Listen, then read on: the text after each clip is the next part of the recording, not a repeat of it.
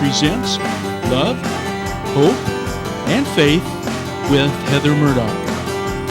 Welcome back to Love, Hope, and Faith, and I'm here today interviewing my new friend, Tom Tripp. And Tom, your story is about recovery. And, we met recently at a Celebrate Recovery meeting. You shared your story, and it's such a great story because it really shows how God can take any life and change it, and then use it to touch other people's lives. And I love that, I love when God works like that. So when we went on break, you were talking about you were in the prison, and a 21-year-old man was talking to you, or you were talking to him? So we were reading. We were taking turns reading out of the book, and so there's 25, 26 men in the room, and it came to this gentleman's turn to read, and he couldn't read, and it was. I've never seen anything like it in my life. I mean, in a corporate setting, which I travel in a corporate setting, and I'm in boardrooms a lot and things like that, or I'm in meetings or in social settings or at the church and Bible study or so, and it's just so different than anything I've ever seen in my life. So it came to his turn to read, and he couldn't read. And he stumbled on the words. And you could hear a pin drop. And I was waiting for someone to chuckle or to correct him, or to move on to the next. I mean, that's what we do in our normal walk, right? We don't let someone stumble and sit there, and whether it's at the church or it's in a corporate setting or a social setting or whatever. And I sat with amazement and just watched these men with compassion let this young man work through it. Wow. And he stumbled on every other word. And he read his paragraph and he finished it. And we went on to the next. And as it went on, it was just, it's like I've never seen anything like it in my life. I mean, I was so amazed because it's, when you're there in that environment, there's so many broken spirits, and there's so much sadness, but you see so much compassion for each other. They have a lot of, and I used to think, prior to going in there, I used to think that they were all horrible people. And that the men in prison, they all belong there, and they get what they deserve. And when I started going in there and getting to know these guys and listening to them, I found that they were fathers and brothers and sons, and they're just regular men. They're no different. And I met a guy in San Quentin years ago. He had 30 years of sobriety, living a clean and sober life in prison, which is as hard as it is on the outside. There's just as much drugs and alcohol on the inside as there is on the outside. And this gentleman was living life on life's terms and had so much peace and serenity and just kindness. I just admired him. And I walk out, I get in my car looking at the sky and just wondering, how does that happen?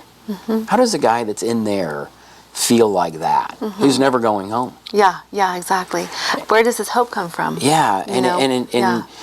goes back to, you watch some of the movies or you read the story in the Bible, you think about, back in the beginning when Jesus was being crucified, and some of the disciples were trying to pick a side and what to do, and in that time, it's the same. It was the same as I kind of relate it to the same as these guys, and that spirit within them is alive, and they were at peace, and whether they're imprisoned or whether they're out on the street. I meet more people on the street, or in a corporate world that are just so in despair and need, and have such a broken spirit. Absolutely. They're just stuck on their phone, not nonstop. But you talk about that gentleman that couldn't read, and I do believe, we have to be held accountable to our actions. Our actions come with consequence. That's biblical. That's life. So there's that, and at the same time, I've always, I have a heart also for people in those places, jail, prison, because I see that most of them, they started off, they didn't have a chance. Most of them, this man didn't know how to read. He probably came from, I don't know his story, but most likely came from a broken place, a place of, disadvantage, a place of, maybe didn't have the modeling parents. You hear the stories, the dad, alcoholic, the mother, abused, no education, poverty. You hear these stories and you wonder, how would they do anything else with their life, And then many times God reaches them right there when they're, in the prison, when they're in the pit, that's where God speaks to them the most. Have you found that? Yeah. Where, they have nothing else or at the bottom. Well, and the courage it takes to walk across the yard and go to a recovery meeting or go to a Bible study meeting. Yeah. There's typically there's 1,500 men at a time out on the yard, and to walk through that yard and to go over to that room where they're having the meeting is a ton of courage. Yeah, yeah. Because the day you get there, what I've seen is that from the new people, you have to establish yourself as being hard and being tough and being, not being vulnerable or weak or, not going to a, recovery meeting or a Bible study meeting. And in time, they start to come in, and the ones that come in, they're just full of light and love and brightness. And, they've kind of figured out that there is an easier way to walk through each day, whether you're in there or out here. Yeah, yeah. There's not really much difference. It's all in our attitude and how we see things, right? And so when you read this morning, for the viewers, how do you see that or how do you think of that? Do you pass judgment or do you embrace that and go, yeah, that's true in my life too? And there's the difference of how your day, how your life is going to be. That's right. It's just how you see it. And I love how God, like I said earlier, God does not always change our circumstances. If you're in prison, you're in prison. He may not get you out earlier than you're supposed to be, Right, yeah. But He gives you peace in that circumstance. You know, I mean, I found that God gives me peace in the storm.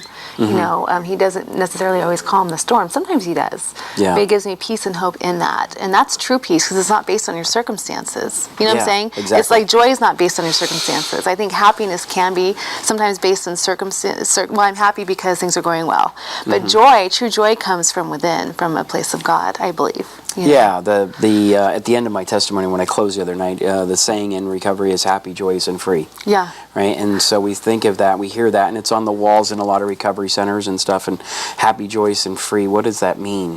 How do and it's just a cliche or a saying or a phrase. And actually, if the freedom comes from when we get rid of our secrets. That's right. And we drop everything, and we open our heart, and we become willing to walk a different path. Yeah. And if we can do that and then become of service, then once we're in service to others, we become joyous. Yeah. Whether we're in traffic or wherever we are. Amen. We're at work, we're joyous. We're joyous to be among others or to be participating. Community. You see the flowers, we see the cross, we see all of a sudden our view of everything changes. That's right.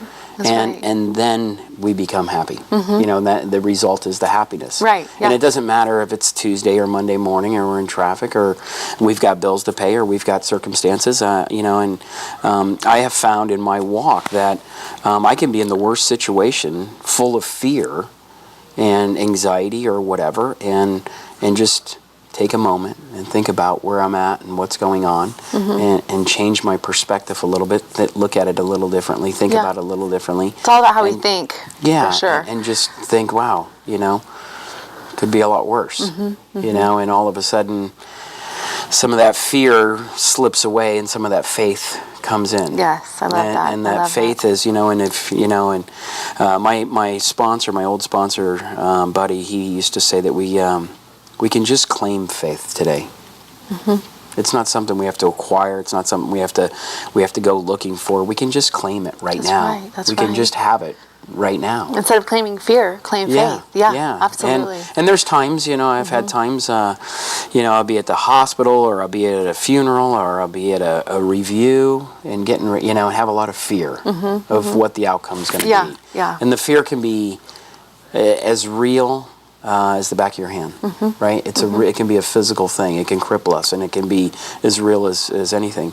And it can also be replaced with faith. Exactly. Instantly. Exactly. And not that that's an easy transition to make, but... Well, don't you think that when we're in fear, I've noticed in my own life, when I'm in fear over something, that's when I tend to revert to trying to control it myself, and when you get a relationship with God and go through recovery and you realize you let go and let God, and that, you're powerless, and, but how quickly we revert back to, I'm powerful, let me take hold of that, when we're in fear. And so just like you're saying, just getting that perspective back and saying, wait a minute, I'm with God, He's with me. It's as simple as that, Yeah, and the vision that comes to me is when you're, when today, if we think about our lives today, we're so consumed with all of the stuff. Yeah. And so the fear is that we're going to lose some of that stuff. And we're going to lose our place. Yeah. In line or in life or whatever. And we're going to lose that. And if we can just envision ourselves back with Jesus, walking with Jesus. Yeah, amen. And we just, all of a sudden, and simplify it,